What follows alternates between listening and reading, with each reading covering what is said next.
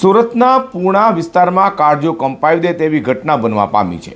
પર્વત પાટિયા પાસે આવેલા અનમોલ એપાર્ટમેન્ટના એક રૂમ રસોડાના નાનકડા એવા મકાનમાં 70 વર્ષીય વૃદ્ધાની લોહીલુહાણ હાલતમાં લાશ મળી આવતા સમગ્ર વિસ્તારમાં ચકચાર મચી જવા પામી હતી।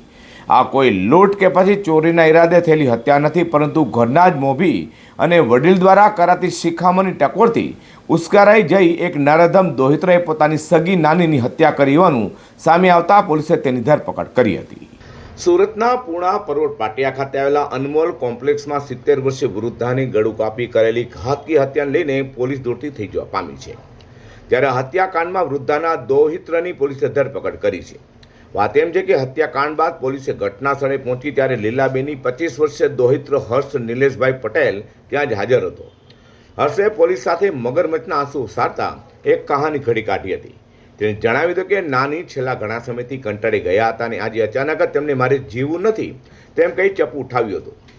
મેં તેમને રોકવાનો પ્રયાસ કર્યો, પરંતુ ઝપાઝપીમાં તેમને ગળાના ભાગે વાગી ગયું। હર્ષે આ જ વાત તેના પાડોશીઓ અને અન્ય સંબંધીઓને પણ કહી હતી, જેથી કોઈને તેના પર શંકા ન જાય। પોલીસને હર્ષની વાતોમાં શરૂઆતથી શંકા હતી। ઘટના સ્થળ પર લોહીના ડાઘ અને લાશની સ્થિતિ કંઈક અલગ જ વાર્તા કહેતી હતી।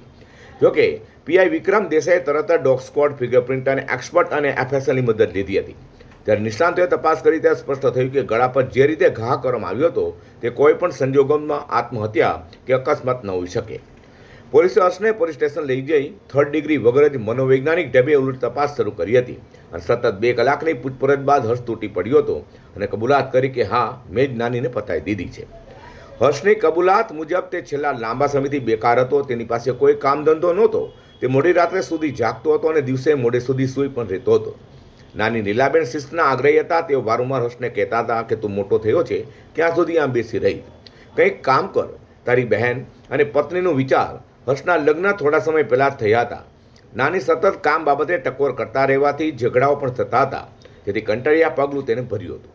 ઘટનાના દિવસે હર્ષની બહેન કોઈ કામ અર્થે બહાર ગઈ હતી। હર્ષની પત્ની પહેલાથી જ પિયરમાં હતી। ઘરમાં ફક્ત હર્ષ અને તેના નાની લીલાબેન જ હતા। નાનીએ ફરીથી હર્ષને કામ કરવા બાબતે શિખામણ આપવાનું શરૂ કર્યું હતું।